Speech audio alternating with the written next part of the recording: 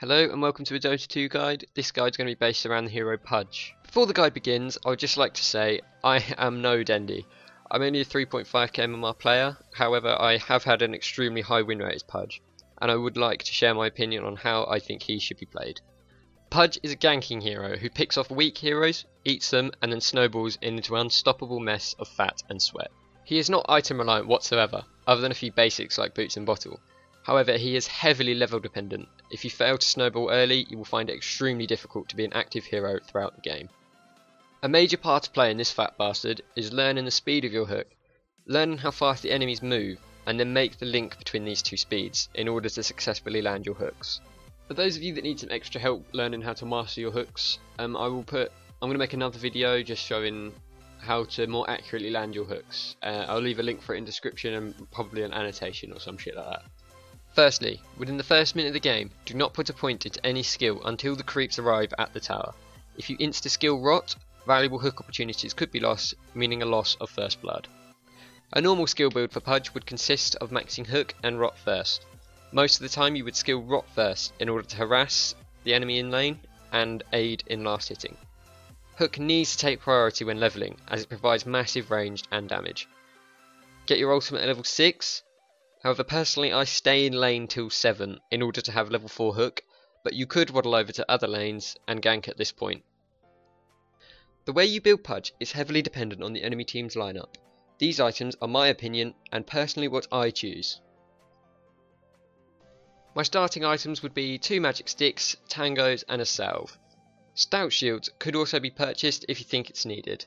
Next, think about what boots you need. There are no right or wrong choices when it comes to Pudge's boots. I personally like tranquil boots because it means you can stay in lane longer and heal up after a gank. Arcanes are a good choice for those who aren't confident in their ability to hit their hooks, giving them an extra mana to try again. Treads are a good choice for those who can effectively tread switch. I'm not one of those people. Phase boots are excellent to catch up to prey and devour them. The extra damage is nice too. Later in the game I always buy boots of travel to move around the map much more efficiently. This is my typical item build. Tranquil boots, magic stick, urn of shadows, blink dagger, Aghanim's scepter, then heart of Tarask. Of course this is just a baseline, it completely varies depending on their lineup. For example, I'd buy a hood of resistance if the enemy team is mainly magic based, and I'd then turn it into a pipe to spread the AoE obviously to the rest of my team. I would also buy a BKB if they have a lot of disables.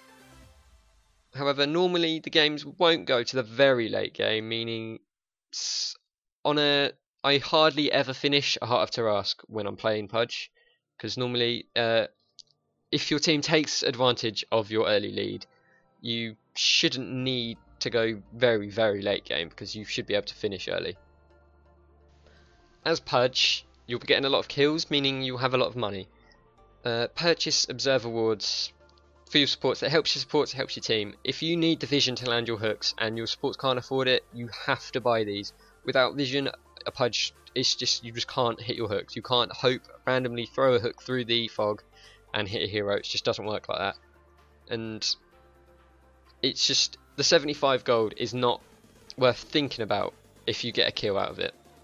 Another thing you need to get into the habit of, not just while playing Pudge but while playing Dota as in general, you have to carry TPs.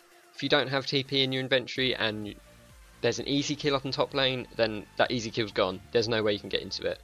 You have to take advantage of Pudge's hook. His hook has a 1300 hook range, which is crazy.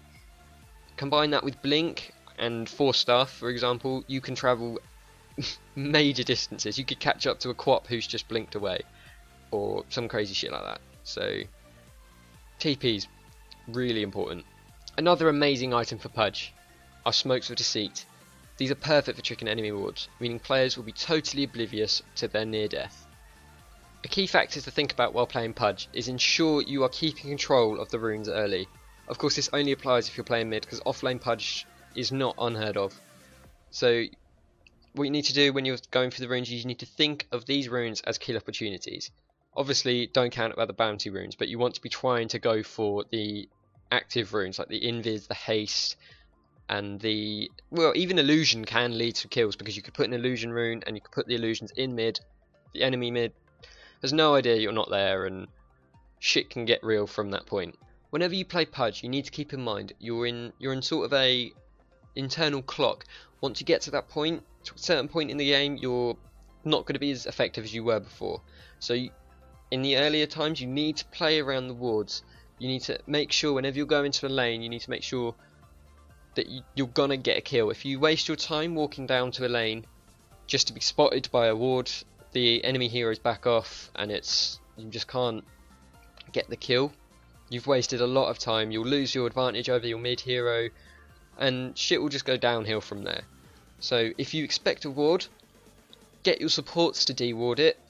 But I understand that in most cases, especially in low MMR, you're going to have to be the one to buy sentries. I've played many a game where there's been no supports on my team.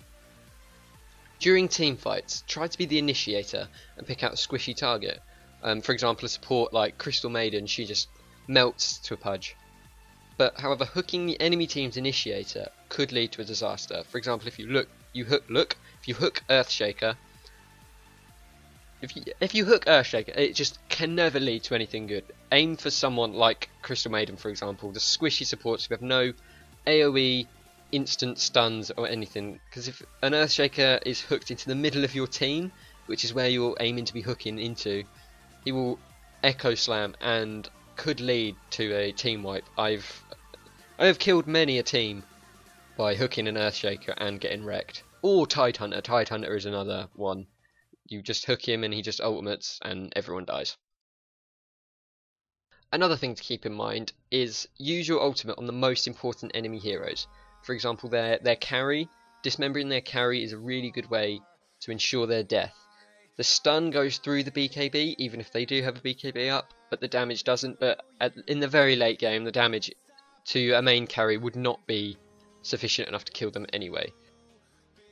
When picking Pudge, try to orientate your team as well as picking Pudge based on the enemy team. You need to make sure that the rest of your team has heroes who can help keep the dismember target disabled or nuke them down quickly whilst your ultimate is active on them. Some examples would be Skywrath Mage. His ultimate would deal massive damage to the stunned enemy. Lion's stun, he also have a Hex and a nuke. Shadow Shaman has Disable and a Hex, and his wards, they can trap the dismembered target as well. Darkseer, applying the Ion Shell and Surge to Pudge is an amazing combo, it's so funny to watch. Means chasing is easier and the damage will increase dramatically from Pudge's rot. Some other interesting ganking partners could be Bloodseeker. Personally, I've tested this out with a friend. Bloodseeker would rupture the target from a distance away, you then hook them. They take the damage from the rupture and the hook, and it does a lot of damage. However, this does require good coordination with the Bloodseeker, and I know during public games that's not possible most times. Another good companion for Pudge is Omni Knight. His repel makes him, it removes all damage from Pudge. If you put repel on him, his rot doesn't take any damage, which is great because Pudge's rot does so much damage to him. Pudge has quite a lot of counters. Silencer is one. Pudge does not get along with Silencer. Pudge can't do anything if he's silenced or has no mana. He is just, if he's got no mana or he's silenced, he's just a wobbling blob with no purpose. Another thing is tanky heroes and heroes with passive magic resistance. Tanky heroes would be like Centaur, Tidehunter. He's not very a fan of Tidehunter. However, Huskar is, in my opinion, Pudge's nemesis. If you win against Huskar as Pudge, you are incredible, and I would kiss your feet. Even a bad Huskar could beat a Pudge, because Pudge is just magic damage, other than his hook, obviously. And another thing is heroes that do percentile damage. For example, Necrolite and his Necrophos, sorry, and his Heartstopper Aura. That does like 3% damage, whatever it is, to the enemy.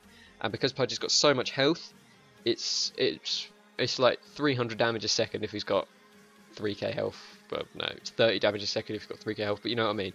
Lifestealer's Leech Life is 6% or something, so he's stealing 6% of Pudge's massive amount of health. It's just crazy. And again, Huskar does 50% or something damage in one attack, and that's, say Pudge has got 3000 health, that's a 1500 damage nuke. It's crazy, you just cannot beat Huskar. And also another thing to keep in mind is illusion based heroes. For example, Phantom Lancer, Chaos Knight, can't think of any others top of my head. If you miss your hook on an illusion, if you land a hook, well, if obviously you've landed a hook and you've hit it on an illusion, that's mana and time you'll never get back. Also, it's information for the enemy team. If they see a random hook come out of the forest and hit an illusion, then they know exactly where you are and death will be imminent. So guys, that was my Pudge guide. I hope you enjoyed it and I hope it helped someone. Pudge is not the easiest hero to play.